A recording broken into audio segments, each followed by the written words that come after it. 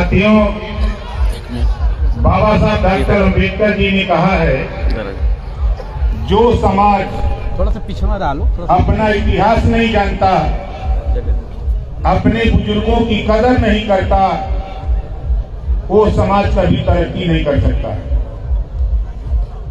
ये वही धरती है भाईंदर, आज के 20 साल पहले हमारे कुछ नेताओं द्वारा मुझे सिखाया गया कि करना सीखो, हम मेहनत करके आए हैं, अभी तुम उस लायक नहीं हो। जिसके गवाह उस कार्यक्रम के संचालक 20 साल पहले मास्टर हीरालाल राजभर जी। खड़ा हो जाइए, जोरदार ताली बजा के इनका स्वागत करिए। आयोजक राम सूरत राजभर जी। उस समय 20 साल पहले की बात बता रहा हूँ। रुकिए, हमारी इच्छा तो कर लीजिए। हम जौहराबाद क्षेत्र में साइकिल चला के जीता लेने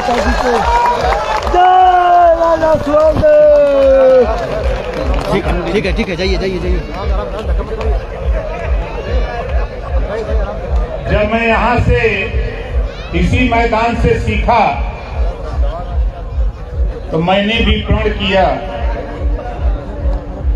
कि मैं इस मैदान से तो जा रहा हूं, इस मैदान में कब आऊंगा, उस लायक बन जाऊंगा तब। और जिस महापुरुष की जयंती 20 साल पहले मनाने के लिए लोग आए थे और गीत पार्टी का गा रहे थे, याद है वह 20 साल पहले जयंती में गीत पार्टी का हो रहा था। अब मेरा कहना था कि जयंती में महाराजा सुहेलदेव जी की चर्चा करो। जब ये देश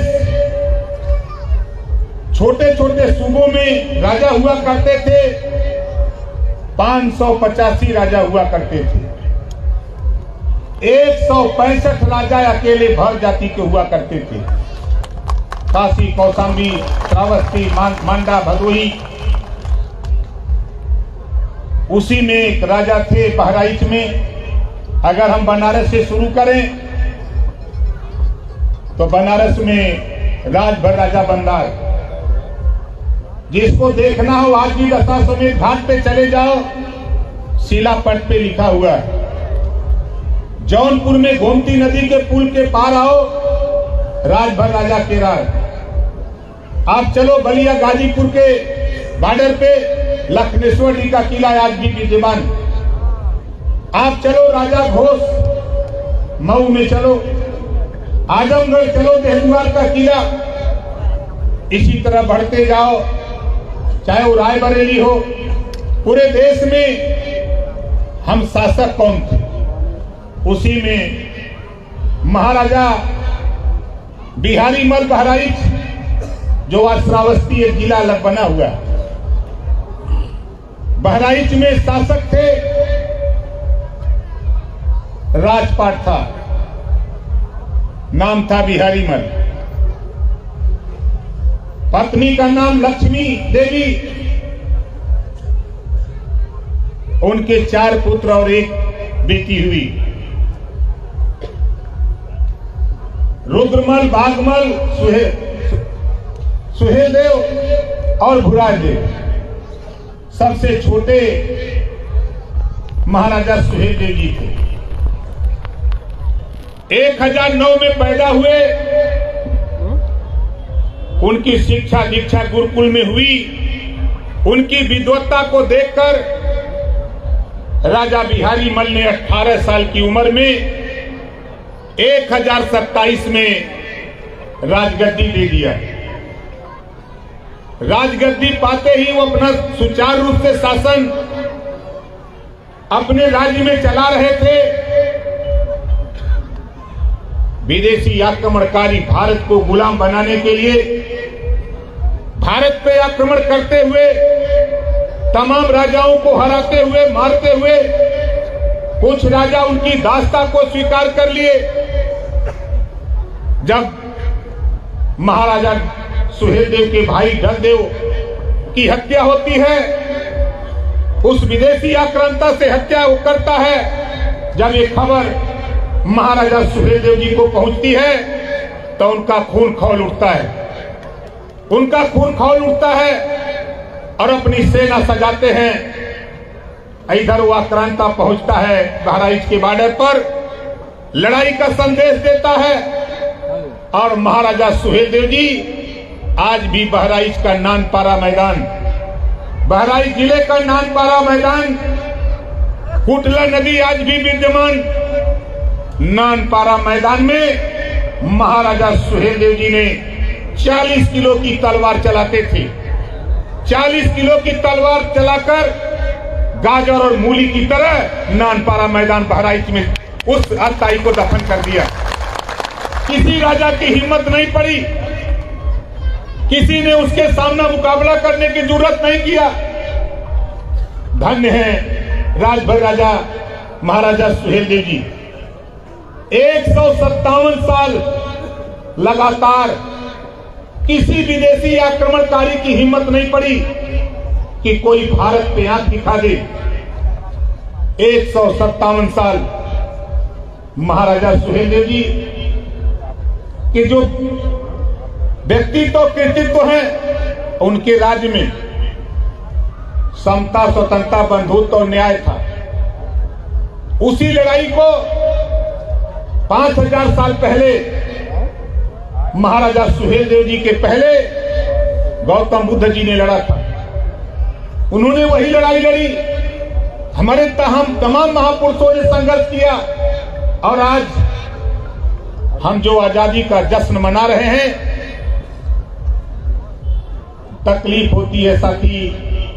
जो देश के लिए लड़ा, जो राष्ट्र की सुरक्षा के लिए लड़ा, देश के इतिहासकारों ने हमारा इतिहास नहीं लिखा, हमने भी मन बनाया।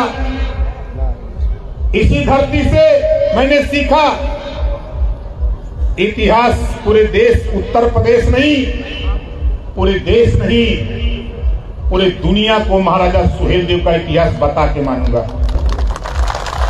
मुझे खुशी उस दिन हुई जब British broadcasting corporation of London, जो दुनिया की समाचार एजेंसी BBC लंदन 28 मिनट समाचार प्रकाशित हो रहा था BBC लंदन से, उत्तर प्रदेश के संवाददाता रामदत्त त्रिपाठी जब वो बोल रहे थे तो सुनने के बाद हमारा भी खून खौल रहा था। जब उन्होंने वो बोल रहे थे, BBC लंदन से समाचार में सुन रहा था, तो मेरा खून खौल रहा था कि काश 40 किलो की तलवार हम भी उठा लेते। लेकिन दुर्भाग्य है, यहाँ जितने लोग आए हो नौजवान, हमको तो नहीं लगता कि 40 किलो की तलवार उठे। बोलो उठेगी नौजवान से? नहीं, झूठ मत बोलो। देखो हम जानते हैं उठेगी, वो तो तलवार उठेगी, लेकिन वो राष्ट्रवीर राजभर महाराजा सुहेलदेव जी के इतिहास को इतिहासकारों ने जब नहीं लिखा, तो मैंने भी रामायण से सीखा, पढ़ा।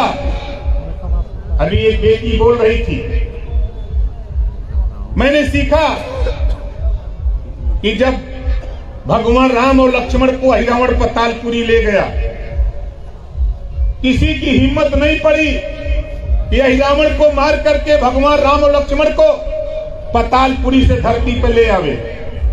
अगर किसी की हिम्मत पड़ी तो हनुमान जी की हिम्मत पड़ी।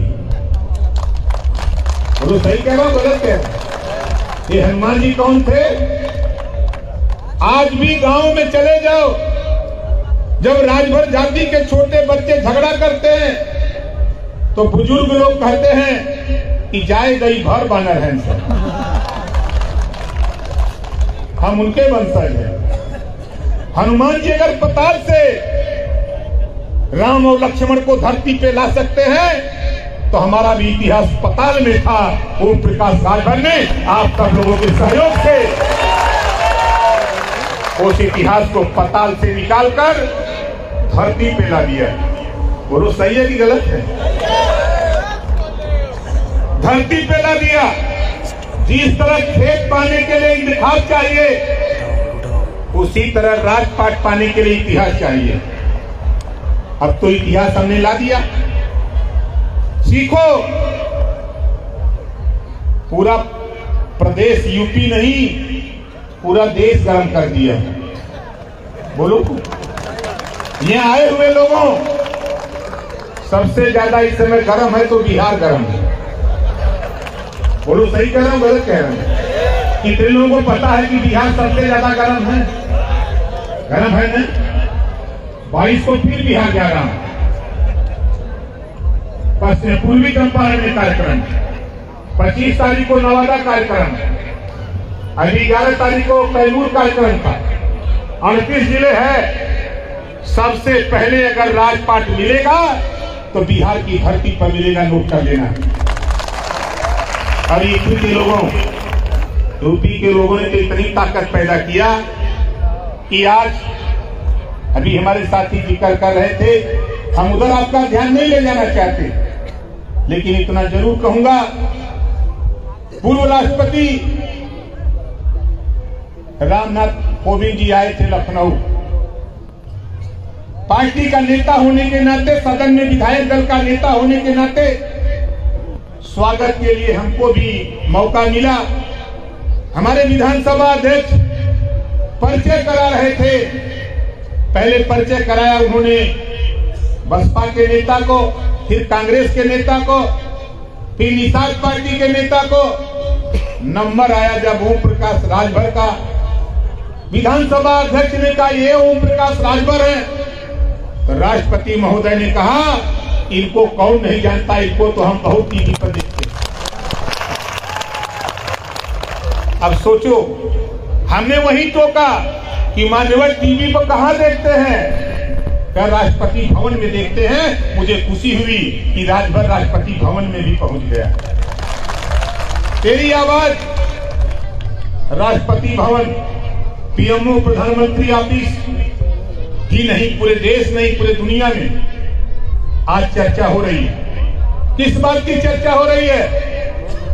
राजा की औलाद अब राजपाट का बिगुल बच चुका है। देखो, हम यहां से गए, यही जगह है, 20 साल पहले यहां से गए। 20 साल में क्या कर दिया? बहुजन समाज पार्टी के नेता यही बहुत उछल रहे थे, याद है ना? यही बहुत उछल रहे थे, वो दिन मुझे याद है। और बहुजन समाज पार्टी को एक एमएलए ला करके खड़ा कर दिया उत्तर प्रदेश में। एक एमएलए, वो भी अपनी किस्मत से जीता है, वो भी अपनी किस्मत से जीता है। नहीं जीतता देश की सत्ता की पार्टी, लंबे समय तक उत्तर प्रदेश में शासन कांग्रेस का, उसके पास मात्र 2 एमएलए बचे हैं, 2 एमएलए। और भारतीय समाज पार्टी के उत्तर प्रदेश में आज के तारीख में महाराजा सुहेलदेव जी के आशीर्वाद से 6 एमएलए विधानसभा में पहुंचा दिया।